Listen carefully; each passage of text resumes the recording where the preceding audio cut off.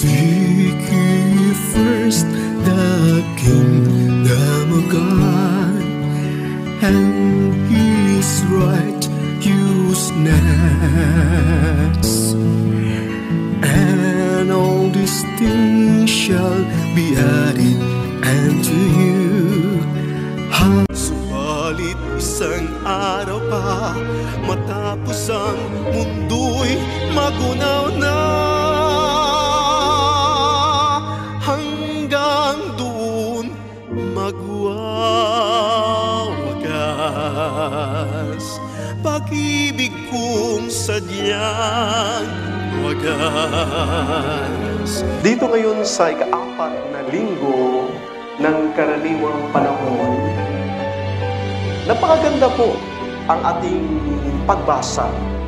Siguro, kung bigyan ko man ng pamagat ang aking pagnilay-nilay sa linggong ito, tatawagin ko itong ngayon at kailanman. Sa ating Ebanghelyo, nandoon si Jesus sa sinaguga. Hindi lamang siya nagturo, kundi nagpapagaling, nagpapalayas ng demonyo. At napakaganda dahil makikita natin dito kung paano si Jesus nag-reach out.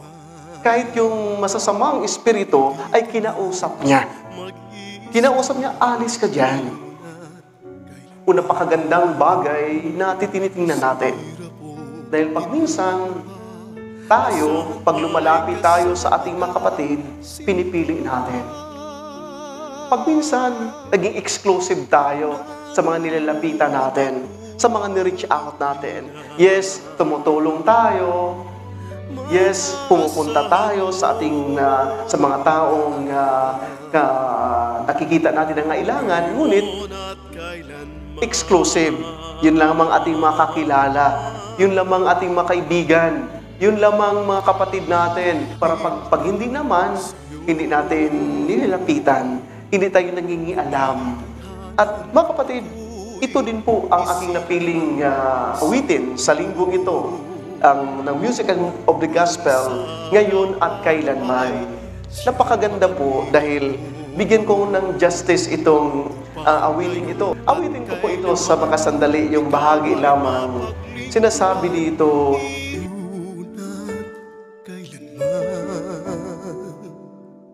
sumpa ko'y ibigin ka ngayon at kailanman. Hindi ka na mag-iisa ngayon at kailanman. Sa hirap o ginhawa pa, asahan may kasama ka, sinta. Naroon ako tuwi na maasahan mo tuwi na, ngayon at kailanman.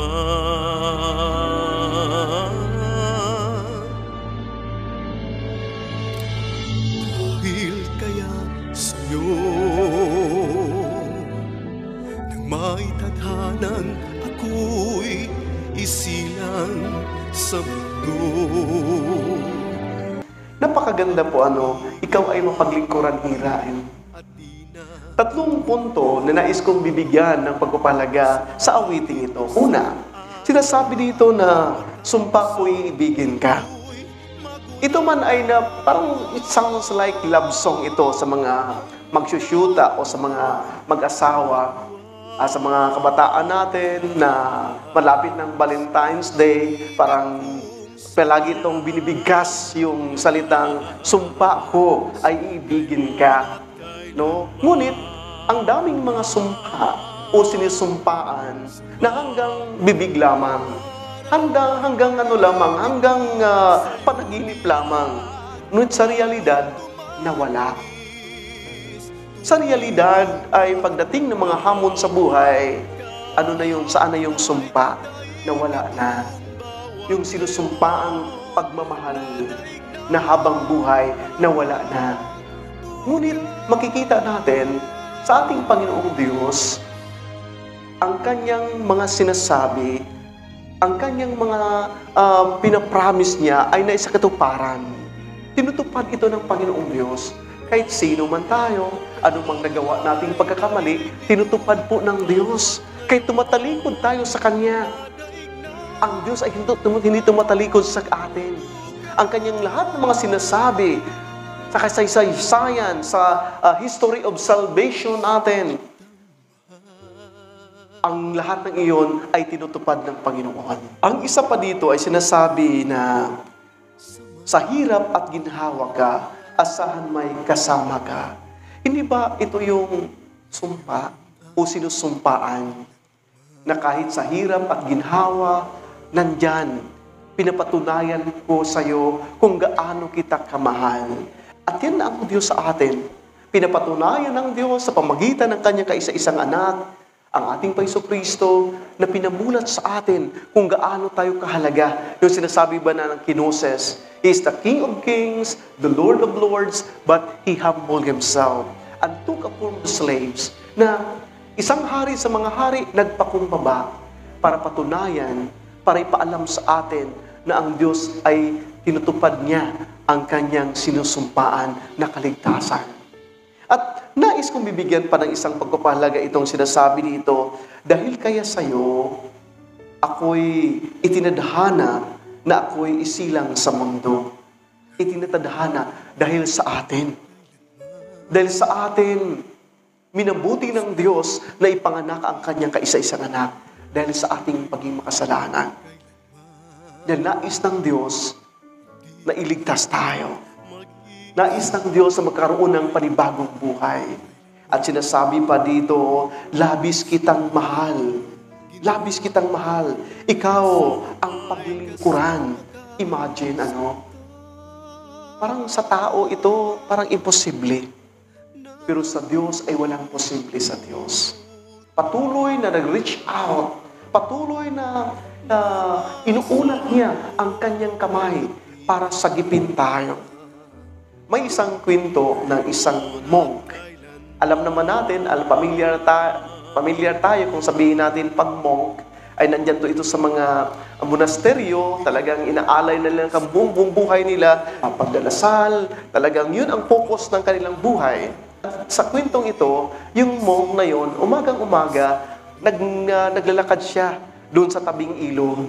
At habang naglalakad siya, napansin niya yung isang alakdan, scorpion, na dinadala ng malakas na agos ng tubig. At napansin niya na talagang mamamatay na ito. At sinusundan niya yung alakdan na yon. At habang sinusundan niya, may malaking may sanga ng punong kahoy nandoon nakatabi doon sa bato.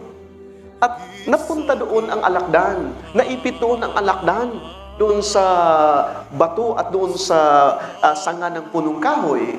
At pinuntahan kaagad ng monk, At inuunat niya ngayon ang kanyang kamay, Inuunat niya ang kanyang kamay para sagipin niya dahil yung alakdan na yun nag-agaw buhay, nasaktan, malulunod. At ngayon, nung inuunat niya na ang kanyang kamay, ang ginagawa ng alakdan, kinakagat siya. Dahil yun ang nature ng alakdan, kakagat. At yung kinakagat siya, binabalik niya yung kamay niya, hinihila niya yung kamay niya dahil nasasaktan. At ngayon naman, yung nakita na naman niya na talagang nag-agaw buhay yung alakdan, tinutulak na naman niya, inuunat na naman yung kamay niya para sagipin na naman yung alakdan. At paulit-ulit niya yon. At naglupay-pay na siya. Talagang dahil sa kamandag ng alakdan, imagine ilang beses niyang inuunat ang kanyang kamay at kinagat siya at kinagat. May isa namang binata na dumadaan doon, nakikita niya at pinagmasdan niya ang ginagawa ng monk. Sabi niya, napaka walang naman yan, walang kabuluhan naman ang ginagawa ng monk na yan. Tingnan mo, nang lupay-pay na itong monk na ito, mamamatay na dahil sa kamandag. Paulit-ulit niyang inuunat ang kanyang kamay para sagipin ang alakdan at paulit-ulit din po siyang kinagat. Mamamatay na itong monk na ito, walang kabuluhan na nilapitan niya ngayon. Sabi niya, Monk, anong ginagawa mo? Talagang tingnan mo yung sarili mo, nang lupaypay ka na. Yung kamandag ng alakdan ay kumakalat na sa buong katawan mo. Sabi mo, alam ko naman yon. Alam ko naman ang alakdan ay yan talaga ay nangangagat. Alam ko naman ang alakdan ay may kamandag, nakakamatay. Ngunit, hindi ko po mapipigilan yung aking sarili na sagipin at sagipin yung alakdan. Dahil yan din po ang buhay ko. Yan din po ang aking hiyas. Nature ko na sagipin ang alakdan para magkaroon ng panibagong buhay. Kapatid, kung ating kayang ihambing ito sa ating buhay at tayo'y isang alakdan, na tayo'y pag nasasaktan tayo, kumakagat tayo, nangangagat tayo. At hindi lamang tayo nangangagat, hinahasik natin yung ating kamandag. Di ba, pag minsan, ang nangyayari o pag tinitingnan natin yung mundo natin ngayon, na may hindi pag-intindihan, nandyan yung higwaan, nandyan yung patuloy na gyera, naepektuhan ang mga kabataan, mga inosente, wala namang kaalam-alam.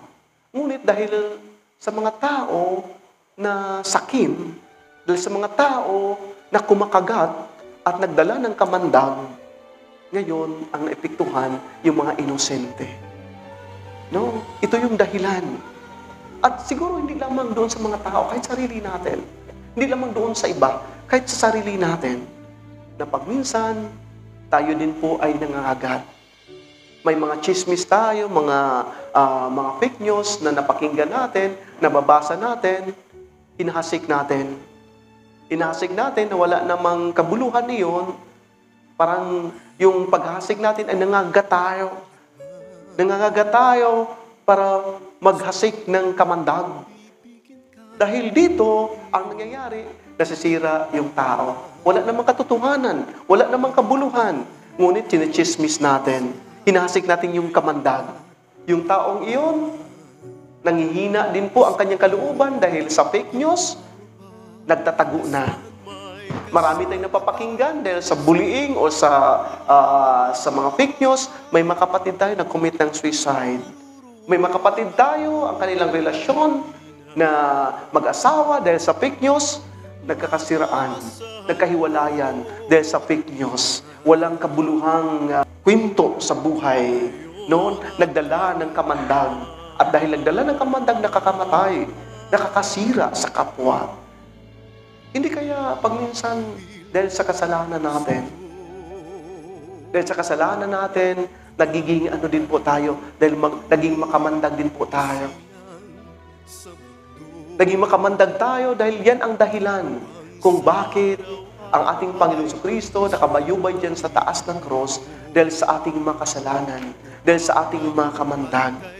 Ngunit sa Diyos, hindi bali na. Dahil nature sa Diyos, hiyas niya na patuloy na i-reach out niya ang kanyang sarili para sagipin tayo. Ilang bisis man tayo nagkakasala, hindi bali na sa kanya. Dahil ang sinasabi ng Ebanghelyo natin, nagsasalita siya na may kapangyarihan. Hindi katulad ng mga eskriba. Ang kapangyarihan ito, walang iba kundi ang pagmamahal ng Diyos. Walang iba kundi ang habag at awa ng Diyos. Pag minsan nagsasalita tayo, hindi ang kabutihan, hindi ang pagmamahal, habag at awa, kundi yung mga masasakit na mga salita na nakakasira sa kapwa natin, nagdala ng kamandag. Sa unang pagbasa natin, pinapaalala ni Moses doon sa kanyang sa kapwa ng mga Israelita na makinig lamang sila sa isang propita katulad niya, ng isang propita na sumusunod sa kalooban ng Diyos, na hindi siya nagsasalita ng sariling sa kanya, kalooban ng Diyos. No, kalooban ng Diyos. Ito pala din po ay hamon sa atin. Na pag tayo ay nagsalita na kailangan yung pananalitang iyon ay kalooban din po ng Diyos. Hindi sarili nating kalooban, kundi kalooban ng Diyos. Yun nga, napakagandang tinitingnan natin ang ating mga pagbasa ngayon, lalong-lalo na ang ating Ebanghelyo, na nakipag-usap si Jesus, nag-reach out si Jesus, kahit pa man doon sa isang masamang espiritu, sa demonyo na yon, nakipag-usap si Jesus, umalis ka sa kanya. Yun nga, nakipagdialogo si Jesus na ganyan isang hamon sa atin na pag tayo, nais natin na mag-instrumento tayo sa salita ng Diyos, sa pagmamahal ng Diyos, din kailangan din po pala natin na wala tayong pinipili. Hindi tayo naging exclusive.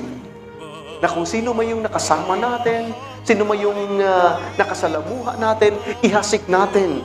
Hindi ang kamandag na nakasira, kundi ang salita ng Diyos na nagbibigay buhay. Dahil yan din po ang Diyos sa atin, maging sino man tayo. Ngunit isang hamon sa atin, yes, mahirap man mga kapatid, hindi po madali ang sunod sa kalooban ng Diyos dahil gusto natin ang susundin ang kalooban natin, ang sarili natin.